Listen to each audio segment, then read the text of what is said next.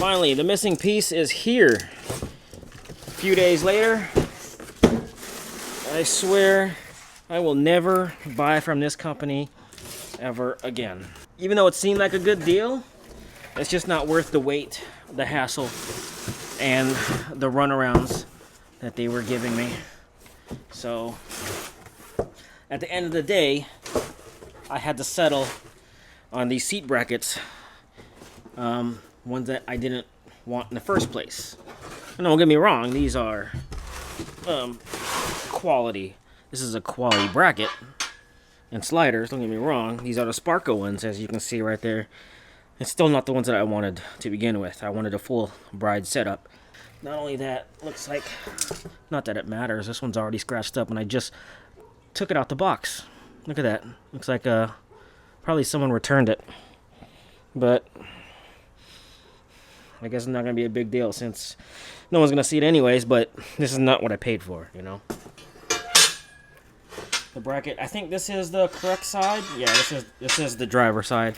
So that is the correct side. So a seat belt mounts there and the sliders will mount onto here. So, and just one more thing, it didn't come with the hardware, so I had to order this separately from Amazon. So instead of going through the hassle and arguing with them, I just went ahead and ordered this myself through Amazon and got it within a day.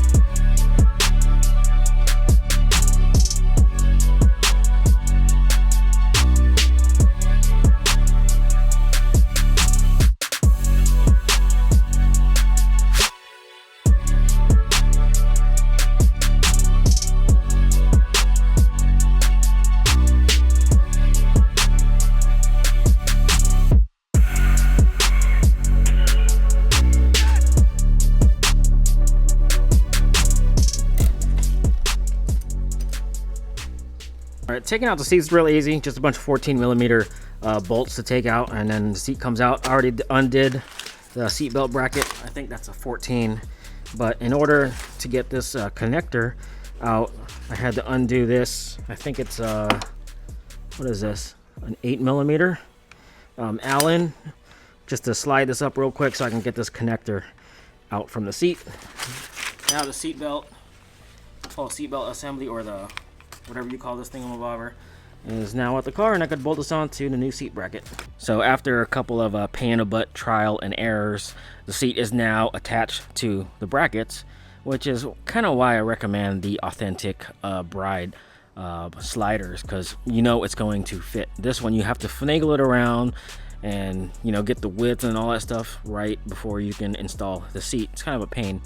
So the authentic ones would save you a lot of time, but you guys know my situation right now. And off camera, I stuck my resistor into the airbag wire just so that it doesn't trip the airbag light. So this I had laying around. You can just get a 3.3 ohm resistor on Amazon for, I don't know, a dollar or two. I'm not exactly sure. I had this one laying around. One of these are about 20 bucks or so. You don't need to spend $20. Just get a resistor, put some electrical tape around this, and then you're good to go.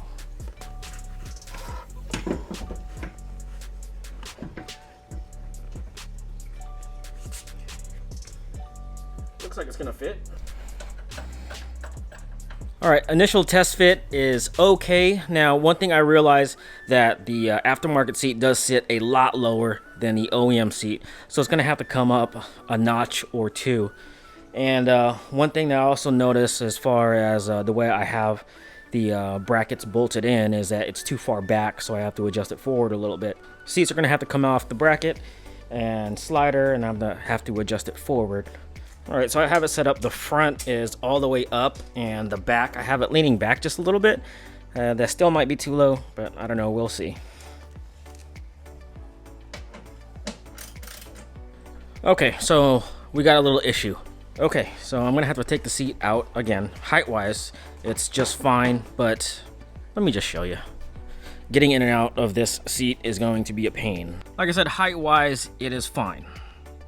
But for some reason, I am off to the left now. So pressing the gas pedal is gonna seem kind of weird, almost a little uncomfortable. And I got this big gap right here for some reason now. I don't know if there's going to be much adjustment to slide the seat over this way into the bracket, but I'm going to take the seat out again and see if there is. All right, so the seat is now fully installed. Let's take the car out for a ride and let me give you my first impressions of the seat and some issues too. I got to show you later on once we get out to better light. All right, so let's get the car out of the garage, let it warm up, and we're gonna take it on its first ride. All right, we're gonna go over some twisties, and I'm really liking the seat so far. It really keeps me planted. I'm barely even touching the steering wheel. And so far, yeah, this is great. I've always missed having a nice bucket seat, and we'll talk more when we get to our destination. Man, this is so much better. Oh yeah. I can totally get used to this.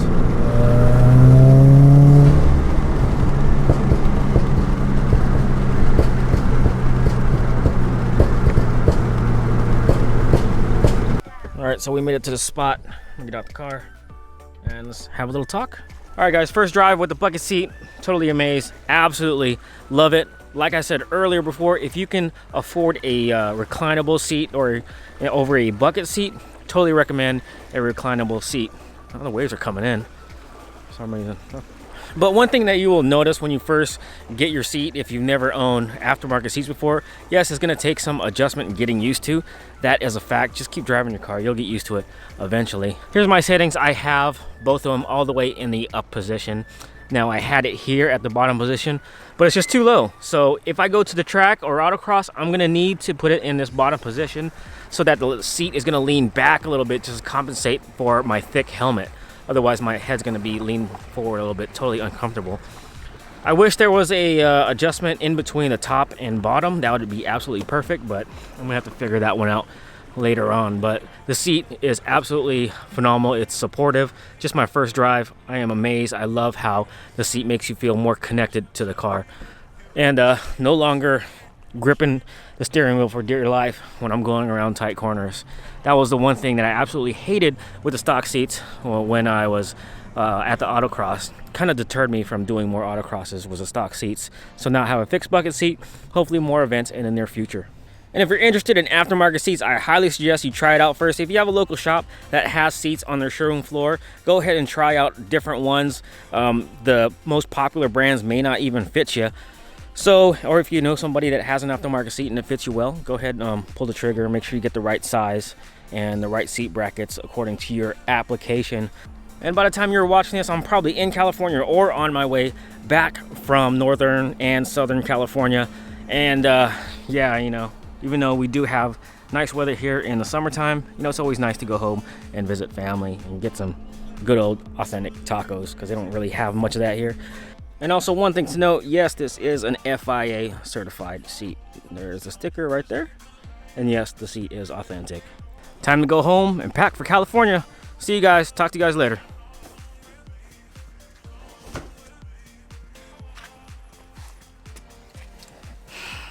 Yep. Here it is. All right, boys and girls, straight from China. Here it is. Let's get this out the box. I'm not going to do a whole fancy unboxing things. I'm just going to get this out the box, test it out for you, and see if everything works as advertised. I've never seen this product before out in the wild, so here we go. I've been waiting on this for a few weeks now. This is the Ronin S. That's right, I do have the Ronin M, but as I said earlier, that is a pain in the ass to carry around. Hopefully, managing this when I am out shooting should be a whole lot easier.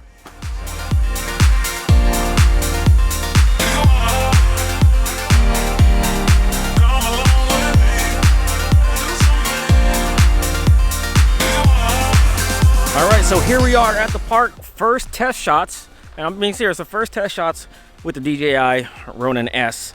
And so far, I was playing around with it a little bit. I didn't record anything, and so far everything seems nice and stable. I'm really liking the portability factor of the Ronin S over the Ronin M, which is the big dual grip handle gimbal that you see a lot of people use. So I really like this so far. First impressions are absolutely positive. So enough with this. Let's go ahead and give you a few seconds of beauty shots.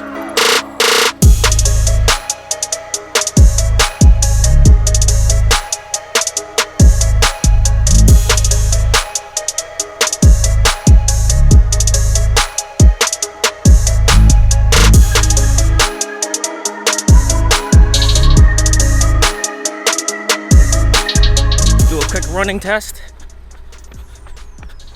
Wow, this thing stays stable. And there it is, first shots with the DJI Ronin S. I better get home because it's getting kind of late. It's already past 9 o'clock and it's about to get dark. Oh, focus.